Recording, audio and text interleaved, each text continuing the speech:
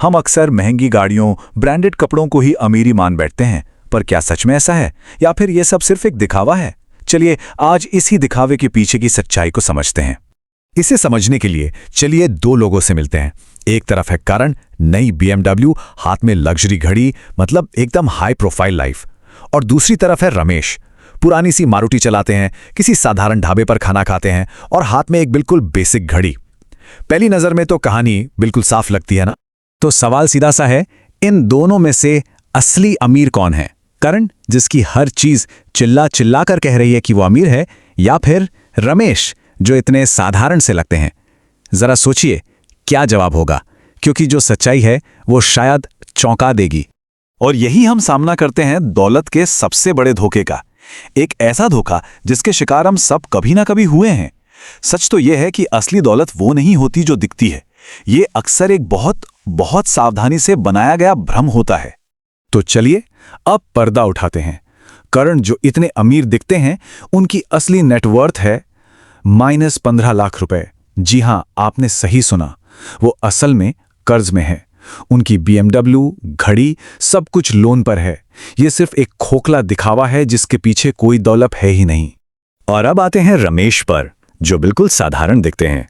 उनकी नेटवर्थ है 85 करोड़ रुपए। है ना चौंकाने वाली बात? लेकिन असली दौलत का सच यही है। उन्होंने अपनी कमाई को दिखावे में उड़ाने के बजाय उसे चुपचाप सालों साल बढ़ाया है। और ये एक लाइन इस पूरी कहानी का निचोड़ है। असली दौलत वो तो ब्रोकरेज अकाउंट्स में, रिटायरमेंट फंड्स में और बिना कर्ज वाली प्रॉपर्टीज में छिपी होती है। ये दिखावे के लिए होती ही नहीं, और जो लोग इससे दिखाते हैं अक्सर उनके पास ये होती भी नहीं है। पता है, रिसर्च में रमेश जैसे लोगों को प्रोडिजियस अक्यूमुलेटर्स ऑफ वेल्थ कहा जाता है, मतलब दौलत जमा करने वाले माहिर लोग। ये वो लोग हैं जो हमेशा अपनी कमाई से कम पर जीते हैं और जो भी बचता है उसे लगातार इन्वेस्ट करते रहते हैं। जरूरी नहीं कि इनकी कमाई बहुत ज्यादा हो, इनकी आदतें, इनका अनुशासन ही इनकी दौलत की असली वजह है। तो फिर सवाल ये उठता है कि हम इन छिपे हुए करोड़पतियों को पहचाने कैसे?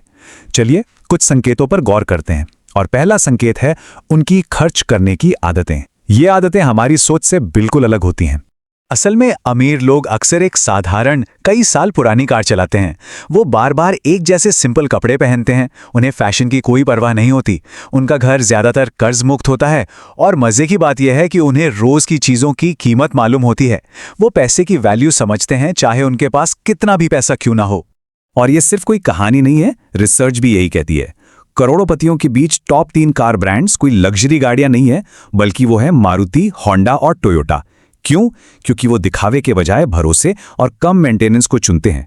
जो पैसा एक लग्जरी कार पर बर्बाद हो सकता था, उसे वो इन्वेस्ट करके कई गुना बढ़ा लेते हैं। लेकिन बात सिर्फ पैसों की आदतों की नहीं है। असली खेल तो सोच का है, माइंडसेट का। दौलत बनाने के लिए एक खास किस्म की सोच चाहिए, जो दिखावे की दुनिया से कोसों दूर होती है। ये लोग पैसे के बारे में डींगे मारने के बजाय दूसरों से उनके काम और उनकी इंडस्ट्री के बारे में सवाल पूछते हैं। वे सीखने में ज्यादा इंटरेस्टेड होते हैं। कोई भी बड़ा खर्चा करने से पहले वो महीनों तक सोचते हैं। वे दान करते हैं, लेकिन चुपचाप, बिना किसी दिखावे के।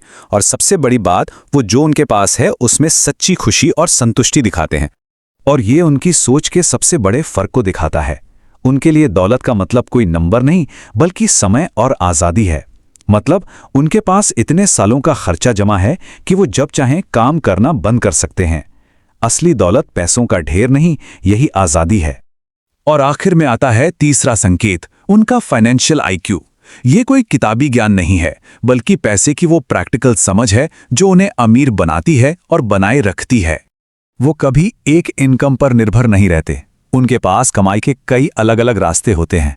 उन्हें टैक्स की गहरी समझ होती है, क्योंकि वो जानते हैं कि ये उनके सबसे बड़े खर्चों में से एक है। वो भरोसेमंद एडवाइजर्स के साथ सालों तक जुड़े रहते हैं। और सबसे जरूरी बात, वो कभी भी खुद से अपनी नेटवर्थ या इनकम के बारे में बात नहीं करते। तो इन सब बातों का मतलब क्या है? मतलब साफ है, दौलत बनाना किसी के लिए भी मुमकिन है, अगर सही रास्ते पर चला जाए। अब बारी है इन सीखों को अपनी जिंदगी में उतारने की। दौलत बनाने का पूरा फॉर्मूला इन 3 सरल कदमों में छिपा है। पहला, हमेशा अपने कमाई से कम खर्च करें। दूसरा, जो भी पैसा बचे उसे लगातार इन्वेस्ट करते रहें। और तीसरा, सबसे मुश्किल, अमीर दिखने के सामाजिक दबाव और दिखावे के जाल से खुद को बचाएं। यही वो आदतें हैं जो दौलत छिपाते भी हैं और बनाती भी हैं। आखिर में रमेश की कहानी पर वापस लौटते हैं। उस ढाबे की दाल मखनी शायद 250 रुपए की होगी, लेकिन जो ज्ञान हमें उनकी आदतों से मिला वो अनमोल है।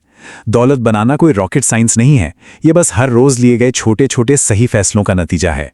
अब चुनाव आपके हाथ में है, अमीर दिखना है या असल में अमीर बनना है। तो अगर वीडियो अच्छी लगी हो, कुछ सीखने को मिला हो, तो इसको लाइक करें, चैनल को सब्सक्राइब करें। मिलते हैं नेक्स्ट वीडियो में, तब तक के लिए जय हिंद।